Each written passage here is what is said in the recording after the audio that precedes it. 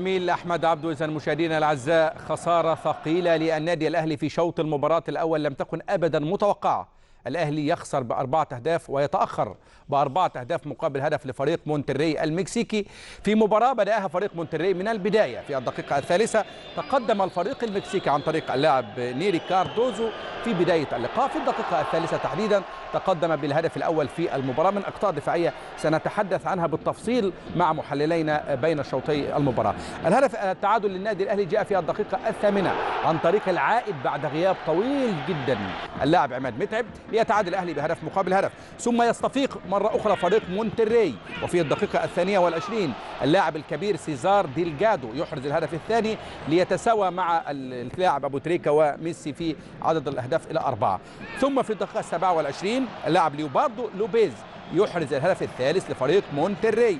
وفي الوقت الأخير من الوقت شوط المباراة الأول من ضربة جزاء استطاع اللاعب سوازو اللاعب البنمي أن يحرز الهدف الرابع لينهي فريق مونتري